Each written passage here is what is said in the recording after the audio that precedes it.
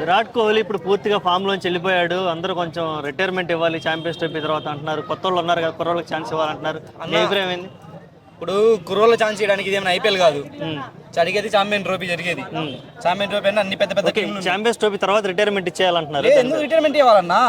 Form అనేది temporary, class అనేది permanent. ఆ క్లాస్ ఉంది కాబట్టి నీ సెంచరీ చేసిండు. ఎప్పుడు ఫామ్ లేదు అన్నారు, కానీ T20 వరల్డ్ కప్ లో లాస్ట్ మెయిన్ మ్యాచ్ లో 2 వికెట్లు పడ్డాయి. అప్పుడు కరెక్ట్ టైం లో, క్రూషియల్ టైం లో వచ్చిండు, 70 రన్స్ ఎంతో చేసిండు, ఇండియాని గెలిపించిండు. Main reason man of the match అతనే. అది అప్పుడు తీసేస్తే మనకి వరల్డ్ కప్ వచ్చేదా? విరాట్ కోహ్లీ తీసాను కరెక్ట్ కాదు. విరాట్ కోహ్లీ లాంటి వాడు రాలేడు. అది సచిన్ రికార్డులు బద్దలు చేయాలంటే విరాట్ కోహ్లీ ఒక్కడే. ఆల్రెడీ కొన్ని రికార్డులు బద్దలు చేసిండు, ఓడియోలో అయితే ఎక్కువ సెంచరీలు కొట్టి. అది విరాట్ కోహ్లీని మించిన ప్లేయర్ లేడు.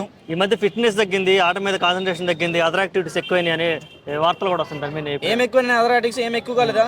మనం నిన్న మ్యాచ్ కూడా ఫీలింగ్ బాగా విదేశాల్లోనే ఎక్కువ స్పెండ్ చేస్తున్నాడు, ఎట్లా వెళ్ళిపోవడానికి ప్లాన్ చేస్తున్నాడు, ఇటువంటి వార్తలన్నీ వచ్చాయి కదా అన్న. వాళ్ళు ప్రతిసారి మ్యాచ్ లో బిజీ ఉండి ఫ్యామిలీకి టైం ఇవ్వట్లే. మ్యాచ్ అయినప్పుడు ఫ్యామిలీకి టైం ఇచ్చిండు. అది నిన్న ఆడింది ఒక 1 డేనే, రేపు 1 డే ఉంది. రేపు 1 డే మళ్ళీ ఖచ్చితంగా కంబ్యాక్ ఇస్తాడు. అది రోహిత్ శర్మ కూడా అంతే అన్నారు. ఏమైంది, అయిపోయింది, వయసు అయిపోయింది, ఫిట్నెస్ లేదు, అది లేదు, ఇది లేదు, ఉరకట్లేదు, అది లేదు, ఇదే అన్నారు. కానీ చూసారు కదా ఎట్లా కొట్టాడు. మార్క్ వుడ్ని కొట్టాడు. మార్క్ వుడ్ 150 ప్లస్ చేస్తాడు స్పీడ్.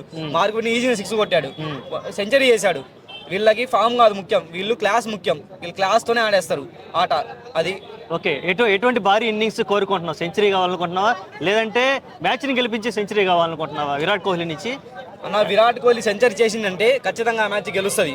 అది విరాట్ కోహ్లీ నిన్న అవుట్ అయ్యాడు, ఈ మధ్య ఫామ్ లేడు, అది ఇది అంటారు. కానీ ఏదైనా క్రూషియల్ మ్యాచ్ లో తెలుసు మీకు కూడా ఆ విషయం.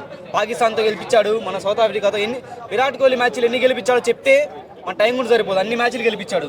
విరాట్ కోహ్లీ దరిద్రం ఏంటంటే ఐపీఎల్ కప్పులు అయిపోవడం. కప్పు లేకపోయినా పర్లేదు, విరాట్ కోహ్లీ అంటే అదొక బ్రాండ్. ఇండివిజువల్ గా 973 రన్స్ చేశాడు, ఆ రికార్డ్ ఎవరు బ్రేక్ చేయలేరు. అది ఓకే. రాబోయే ఛాంపియన్స్ ట్రోఫీలో ఏ మ్యాచ్ కోసం ఎక్కువ ఎదురు చూస్తున్నాం? రాబోయే of course India versus Pakistan మ్యాచే. ఎవరైనా ప్రతి ఒక్క భారతీయుడు, ఒక క్రికెట్ అభిమాని ఎదురు చూసేది ఇండియా పాకిస్తాన్ మ్యాచే.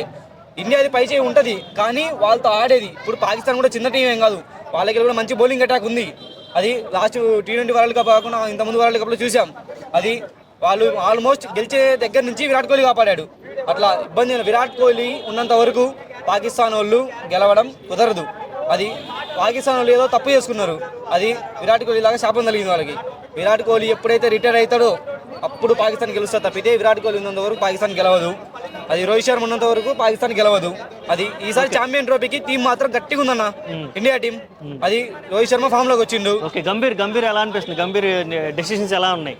గంభీర్ డెసిషన్ అంటే గంభీర్ ఎలా అంటే అతను సాటిస్ఫైగా లేవా నువ్వు? గంభీర్ కోచ్ గా నేను సాటిస్ఫైగా లేను. ఓకే. నెక్స్ట్ ఎవరు కావాలనుకుంటున్నావు? పోనీ మరి ధోని వస్తే? ధోనినా? లేదన్నా, ధోని కూడా. ఓకే. పోనీ నువ్వు ఎవరిని సజెస్ట్ చేస్తావు? మనకి లక్ష్మణ్ కానీ, ఇంకా ఆల్రెడీ లక్ష్మణ్ చేశాడు, ఇంకెవరినన్నా? గంగులీ అయినా ఒకటి, వీరేంద్ర సేవాగ్ అయినా ఒకటి. ఓకే. సేవాగ్ ఉంటే ఇంకా బాగుంటుంది అనిపిస్తుంది, ఆ దూకుడు ఉంటుంది. గంగులీ ఉన్నా ఆ దూకుడు ఉంటుంది. అది వాళ్ళు ఉంటే నాకు సరిపోయి. ఇంకా సచిన్ వస్తే ఇంకా ఇబ్బంది లేదు. అది సచిన్ బ్యాటింగ్ కోచ్ గా సచిన్ వచ్చి, ఇంకా బౌలింగ్ కోచ్ గా జహీర్ ఖాన్ కానీ వీళ్ళు వచ్చి ఉంటే ఇంకా ఇబ్బంది లేదు, బాగుంటది. లేదంటే ఏబీ డివిలియర్స్ వస్తే బ్యాటింగ్ కోచ్ గా ఇంకా తిరుగు ఉండదు, ఇండియాకి తిరుగు ఉండదు. అది అంటే యాక్చువల్లీ ఈ మధ్య విదేశీ వాళ్ళని మనం వదిలేసాం, తీసుకోవట్లేదుగా అన్న. విదేశీ వాళ్ళు మనోళ్ళు కాదన్న, విషయం ఉంటే ఎవరైనా తీసుకుంటారు. అంత పెద్ద ఇంగ్లాండ్ టీమే బ్రెండన్ మెక్కాలని తీసుకున్న తర్వాత టెస్టులో కొత్త రూల్, అదే కొత్త ప్రత్యామ్నాయం అనుకున్నారు. ఏమని? బాజ్బాల్ అని చెప్పేసి. ఏంది? టెస్టులో కూడా T20 ఆడుతున్న వాళ్ళు. అట్లా మన ఒక ప్లేయర్ల విషయం ఉంటే అది ఎవరైనా కానీ, వాడు వెస్ట్ ఇండీస్ వాడైనా కానీ, వాళ్ళు ఖచ్చితంగా కోచ్గా హైర్ చేసుకుంటారు, తప్పేం లేదు. నాకైతే ఏబీ డివిలియర్స్ బ్యాటింగ్ కోచ్, ఇట్లా జహీర్ ఖాన్ వీళ్ళు ఉన్నారు కదా, వీళ్ళు బౌలింగ్ కోచ్ వస్తే ఇండియా టీం ఇంకా గట్టిగా ఉంటుంది అనుకుంటున్నాను. ఓకే.